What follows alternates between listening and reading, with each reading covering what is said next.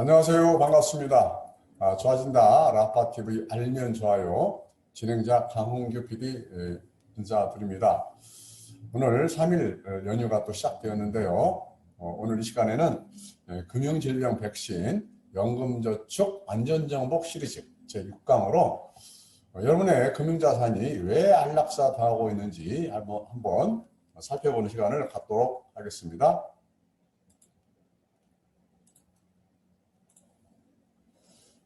여러분, 금피아라고 들어보셨습니까? 네, 금피아, 마피아 생각나네요. 관피아, 법피아, 우리나라의 3인방이죠. 피아의 3인방. 그 중에서도 이 금피아가 참 심각합니다. 금융재벌과 한통속이 되어서 우리를 어떻게 프레임을 만들어 놓고 지금까지 수십 년 동안 우리가 당해왔는지 정말 우리가 깨이지 않으면은 영원히 당하고 살아야 됩니다.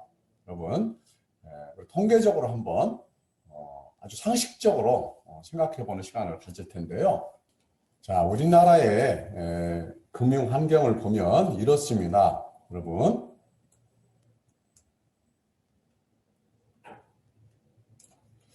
자, 보시는 바와 같이 이게 금융회사죠. 금융회사인데 이 모든 금융회사, 은행, 보험, 증권회사, 이 보험회사들이 다 제조를 하는데요. 문제는 본인들이 제조를 하고 본인들 직영점에서 다 판매를 한다는 것이죠. 직영점에는 누가 있습니까? 고용된 월급쟁이들이 있습니다. 완장을 채워주죠. 지점장, 차장, 과장, 대리. 그래서 쓸 만큼 월급 줍니다. 그래야 심부름 잘 하겠죠. 그래서 판매만 할 수밖에 없는 것이죠. 보험회사 모집 사원이나 똑같습니다, 여러분. 여러분 착각하지 마십시오. 번지를 한 건물 안에 우리가 부러워하는 직책을 가지고 고연봉을 주고 있는데 그 고연봉이 어디서 나오는 걸까요? 여러분이 안락사시키고 있는 자산에서 파생되는 것 가지고 이 금융회사가 이 심부름꾼들을 통해서 여러분에게, 우리에게 다가와서 이와 같이 우월적 주의를 가지고 빵카에서 여러분 권유하는 그 직원들이 그 상품을 얼마나 할 것 같습니까? 목표하기에 급급합니다, 여러분. 매달 실적 보고하기에 급급합니다. 무슨 짓을 하겠어요? 그 완장에 의해서 판매를 하고 아니면 보험회사에서는 모집인들을 통해서 고객에게 다가가서 판매를 하는 앵벌이와 다를 바 없습니다.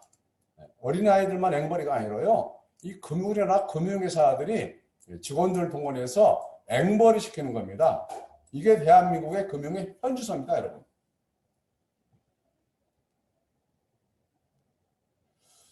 자, 정말 답답할 일이죠. 그래서 이거를 우리는 수십 년 동안 소비자의 무지, 금융무지, 왜 이런 일이 벌어졌을까? 무지를 이용한 프레임을 짜가지고 가둬놨죠. 여러분, 금융거래를 하실 때 자필을 하는데 여러분이 얼마나 알고 자필을 하십니까? 이 얘기를 하고 하는 저도 금융회사 가서, 증권회사 가서, 은행에 가서, 보험회사에 상품 하나 가입하는데요. 제대로 약관을 읽어볼 시간이 어디가 있습니까? 본인들은 읽어봤을까요? 판매 관리자는 읽어봤을까요, 여러분? 지도 모릅니다, 여러분. 이게 현실이에요. 어디서부터 잘못된 걸까요? 자, 바로 이렇습니다. 여러분. 자, 우월적 지위를 가지고 있는 금융재벌들. 금피아와 한통속이 되어서 상품을 인가를 해주고 판매만 한답니다. 자문이라는 것은 일체 자질이 없으니 자문을 할 수가 없죠. 본인도 사실은 모르거든요. 우리 소비자들은 그냥 그 완장 문화에 길들여져서 대출 조건으로 빵카에 가서 VIP 대접 받고 권유하면 거래하는 것이죠. 내가 투자하는 게 아니고. 솔직히 우리 소비자들도요. 관계로 그냥 뭐 여러 가지 의미로 합니다. 이 금융에 대해서 너무 무지하죠. 여기에는 우리 소비자들이 알려고 하지 않은 그 태도를 너무 잘 알기 때문에 얘들은 그걸 또 악용을 한다고 여러분이 알으셔야 됩니다. 여러분이 알려고 해보세요. 얘들 함부로 못하죠. 질문해보세요. 너무 모릅니다. 그래서 이 우리나라의 금융회사들은 제조회사입니다. 제조회사. 금융상품을 제조해서 판매밖에 하지 않습니다. 그래서 국민은행에 지점에 가면은 신한은행, 타은행 좋은 상품 있다고 얘기합니까? 우리 소비자는 귀를 막고 눈을 가려서 선택할 여지가 없습니다. 자, 이게 우리나라의 현지수라는 것이죠. 이 비대칭구죠. OECD 국가 중에서 가장 취약한 금융 비대칭구죠. 이 안에서 우리는 지금 거래를 하고 있다는 사실입니다. 그래서 너무 안타까운 마음에 저는 특별한 생각을 가지고 우리 소비자 입장에서 상품 하나라도 제대로 알고 소비자들이 제대로 이해하고 알고 선택할 수 있도록 하고 그 과정을 좀 어느 정도까지는 스스로가 할 수 있는 때까지는 좀 도와주면 되지 않을까 이렇게 생각을 하고 20년 동안 이 일을 해왔는데 진짜 문제는 우리 금융 소비자들이라는 것이죠. 알려고 하지 않는 태도. 빨리빨리 간단하게 핵심만 쉽게 어떻게 보이지 않는 이 금융상품의 약관에 수십 장 되는 약관을 어떻게 쉽게 편안하게 빨리빨리 알려드릴 수 있겠습니까, 여러분? 말이 안 되는 소리죠. 그 태도가 문제라는 것이죠. 그거를 우리나라의 금융회사들은 악용을 하고 있는 겁니다. 여러분 그걸 아셔야 돼요.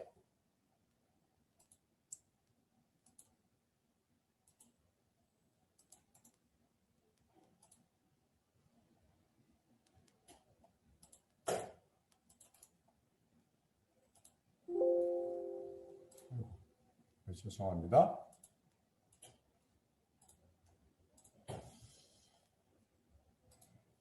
그래서 자문이라는 건 있을 수가 없죠. 그래서 저희 한금연에서는 이렇게 용역회사를 만들어서 비제도권에서 이 IFA와 같은 유명무실해졌지만 이런 역할을 한번 해보자 해서 저희가 시작을 하게 됐던 거고요. 그래서 우리가 자문을 해서 우리 소비자들이 스스로 이 본인이 보유하고 있는 상품에 대한 약관을 제대로 알고 구조와 기능을 제대로 알고 알 권리를 통해서 스스로가 이거를 활용할 수 있도록 돕자 하는 마음으로 우리가 시작하게 됐던 것이고요. 지금도 그런 맥락에서 여러분에게 이 방송을 하는 겁니다. 자, 우리나라의 지금 가계금융자산 보유 현황을 보면은 2019년 9월 한국은행과 국민은행 경영연구소에서 공동으로 조사한 자료에 하면은 약 3,883조 정도가 됩니다.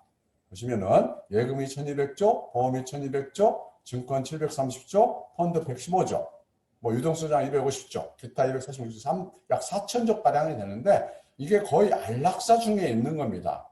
왜 그럴까요, 여러분? 이 돈이 다 어디가 있습니까? 거의 예적금에 있고요. 아주 그 예적금의 보험회사에서는 공실령이라고 해서 1년 만기 정기예금 연동으로 해주는 공실령. 옛날에 한 20년 전에 했던 확정금리 형 상품 일부에 지나지 않죠. 그걸 가지고 일부 보험회사들이 힘들어하고 있는데 그 자업자득이죠. 그리고 또 국민연금이나 퇴직연금, 연금저축이 다 어디가 있습니까? 그냥 채권형에 있습니다. 아까 방송에 여러분 잠깐 펀드에 대한 얘기 했는데 펀드도 수천 가지입니다, 여러분. 위험한 펀드에 고수익을 기대를 하고 그 구조도 모르면서 덜컥 가입하는 것이 문제죠. 안전성이 담보되는 좋은 펀드들이 장기 상품에는 얼마든지 많이 있습니다. 그것을 여러분이 이해했으면 좋겠어요. 그걸 알고 선택을 하자는 것이죠. 자, 우리 소비자들의 이러한 안전한 것이 최고요. 이러한 프레임을 만들어 놓고 금융회사들이 다 수탈해 가고 있는 사실을 우리가 알아야 됩니다, 여러분. 대한민국의 금융소비자들이 연 금융소득률이 몇 프로나 될까요, 여러분? 평균적으로 따져서 손해보는 사람이 얼마나 무지겠습니까? 보험 10년 돼야 원금이 되지 않습니까? 변액보험 지금도.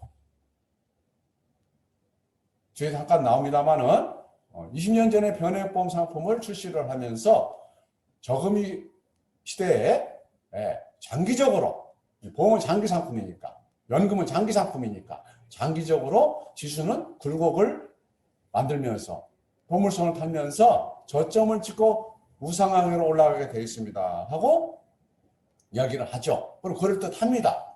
그러나 의문이 생기죠. 지수가 빠지면 손해를 많이 보잖아요. 그래서 채권형이라는 안전형을 많이 섞습니다. 그것도 그럴듯해요. 여러분 생각해 보세요. 장기 상품을 지수는 뭡니까? 이 자본주의는 위기가 와도 그 위기를 극복하면서 새로운 패러다임이 바뀌면서 새로운 기업들이 나타나면서 성장하게 되어 있습니다.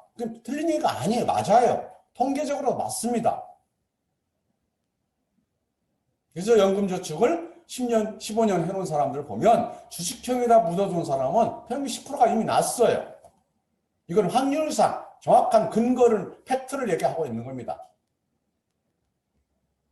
그런데 왜 채권에다가 비중을 높여서 의무비중을 높여놨을까요, 여러분? 그것을 알아야 됩니다, 여러분. 그런데 그럼에도 불구하고 왜 국민연금이나 퇴직연금이나 연금저축이나 변액보험 이 수많은 금융자산들의 그 초장기 자산을 가지고 있는데 왜 채권 비중을 높여놨을까요, 여러분? 그 비밀이 뭘까요?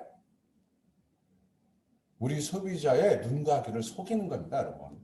프레임을 만들어서 뭔 프레임인 줄 아세요? 투자형 상품은 위험해. 이중성을 가지고 있죠. 기대를 하면서도. 그러면서 안전한 것이 최고야 하면서 예적금에 보험회사 공시율형에 채권형에 이렇게 묻어놨습니다. 그건 금융회사만 좋은 일 시켜주는 것이죠. 자, 공적연금과 사적연금의 현주소를 한번 보겠습니다. 자, 국민연금, 공적연금은 이와 같이 군인연금, 공무원연금, 사학연금, 국민연금 이렇게 있는데 여기 보시는 바와 같이 국민연금이 약 740조 정도 됐네요. 2019년 통계입니다. 자, 공무원연금, 군인연금, 사학연금 약 770조. 근데 운영 수익률은 2019년도 평균입니다. 금리가 이렇게 내려왔지만 옛날 2015년도 5, 6년 전, 6, 7년 전에 결과 평균이니까 이게 맞죠? 사학연금이 그래도 좋네요. 자, 세계 5대 연기금 중에서 이 5.4%면요 높은 수익이 아닙니다. 다른 연기금, 다른 나라의 연기금의 이 수익률이 반절 정도밖에 안 됩니다, 여러분. 자, 그런가 하면 사적연금은 강제성이 있는 게 아니죠. 우리 개인이 회사하고 협의를 해서 하는 것이 퇴직연금이고 개인이 스스로 선택하는 것이 연금저축인데 그 돈도 무려 360조 정도 됩니다. 근데 이 360조 중에서 장기 주식형 펀드에 투자되어 있는 사람은 불과 30조 정도밖에 안 됩니다. 나머지 330조는요, 지금 채권형에, 공시율형에, 1년 만기 정기예금 형태인 연 1.5% 내외 되는 여기에 다 묶여 있다는 거예요. 그래서 안락사시키고 있다고 표현을 하는 겁니다. 이걸 어떻게 해야 되나? 그런데 제도를 봤더니 이 사적연금은 연금저축이 됐던 퇴직연금이 됐던 가입자가 직접 어떻게 취할 수 있는 본인이 운영할 수 있는 운용사처럼 운영하는 게 아니라 어떤 조건을 바꿀 수 있는 제도가 연금저축제도에도 있고 퇴직연금 제도도 있다는 사실 여러분 알고 계셨습니까? 그걸 이미 아는 사람들은요 이미 여러분 동료들 중에서도 연수익률 10% 이상을 안정적으로 이미 내고 있습니다. 근데 제가 주위에서 들어보면은 그런 경험이 있는 사람들이 주변에 있는 사람들이 그 얘기를 하면은 듣지를 않는데요. 그래서 아무리 도와주고 싶어도 듣지 않으니까 나서버리는 거죠.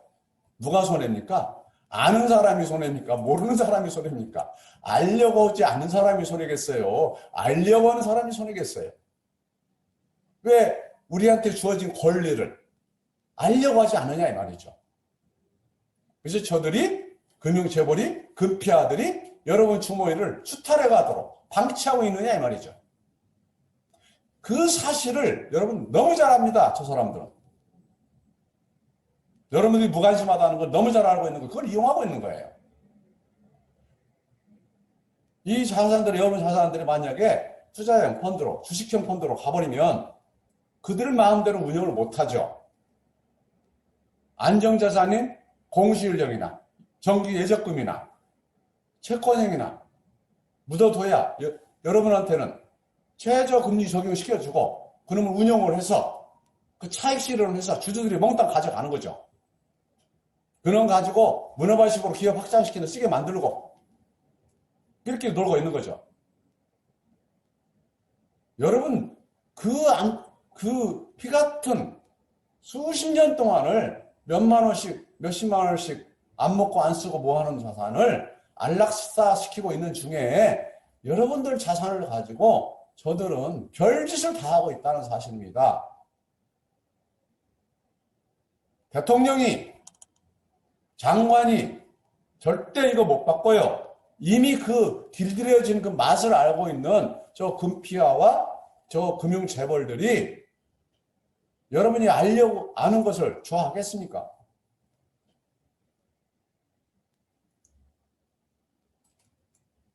그 중에 이 대표적인 것이 바로 여러분이 하고 있는 연금저축 아닙니까?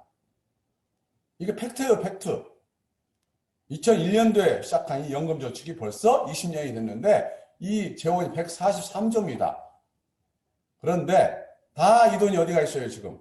보험 모집인들이 20년 동안 모집해놓은 쪽이 105조. 은행에 채권형으로 묶여있는 것이 약 23조.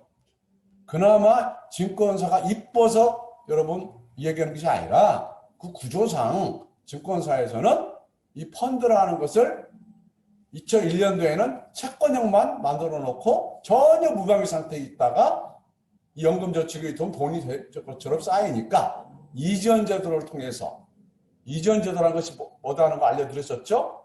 이제 이전 제도라는 것을 이용을 해서 이제사 그냥 모으기만 합니다. 아직도 증권사들도 깨지 못한 게 뭐냐면 고객들을 제대로 이해를 시켜서 납득을 시켜서 장기 상품의 구조상 왜 인덱스 펀드 안전한 펀드에 10년, 20년 묻어두면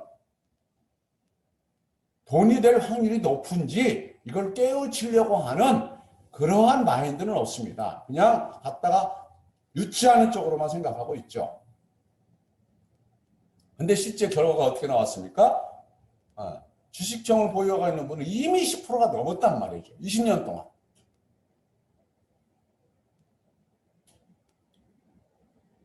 그런데 이 이전 제도가 있는지조차도 모르고 있다는 이 현실입니다.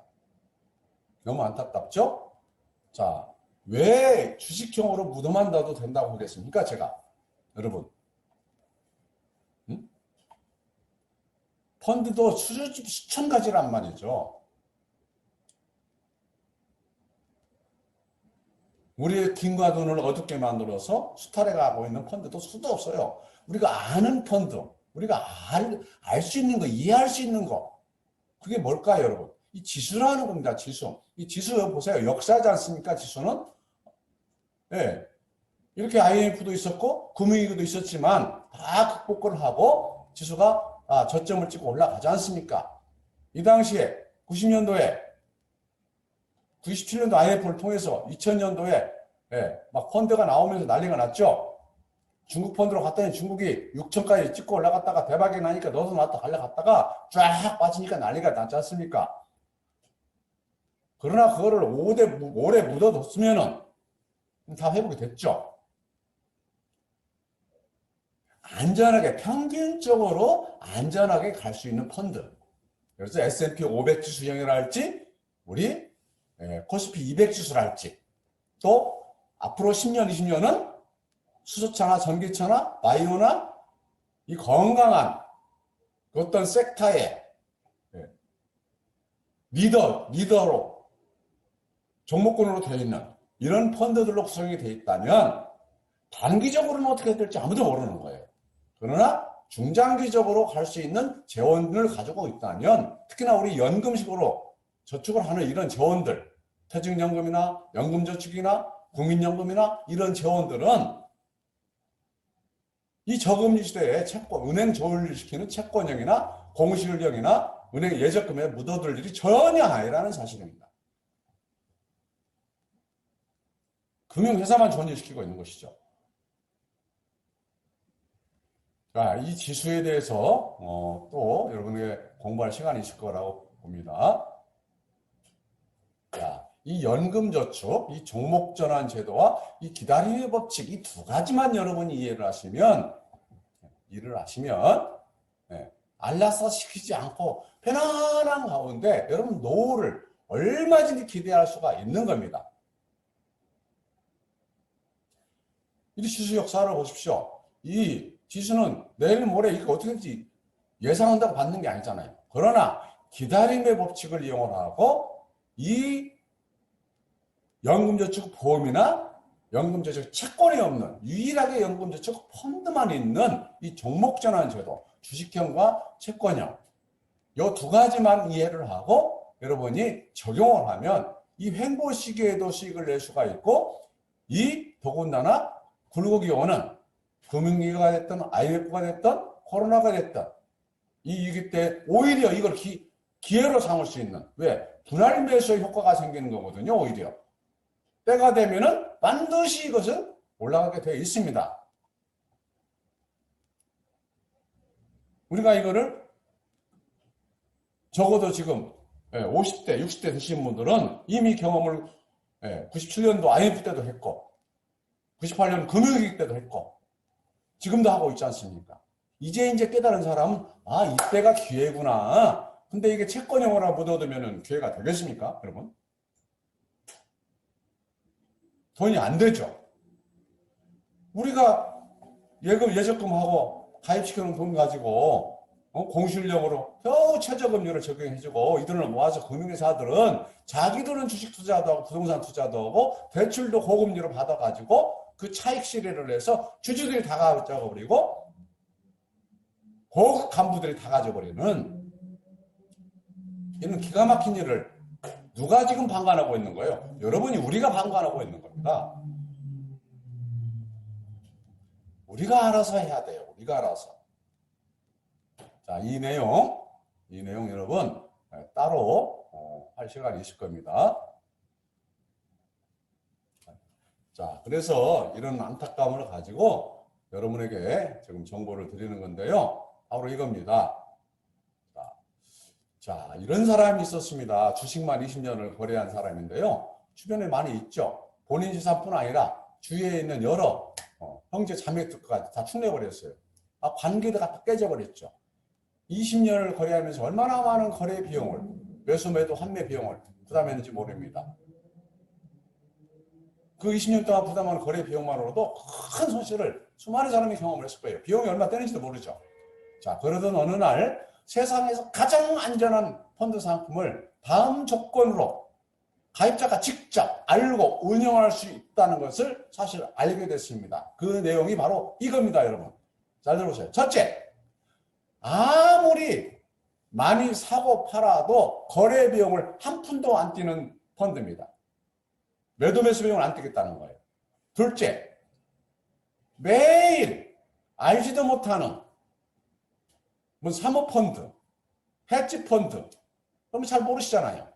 그러나 매일 이 객관적인 가격 정보가 24시간 제공되고 있는 펀드, 그게 우리는 코스피 지수형이에요.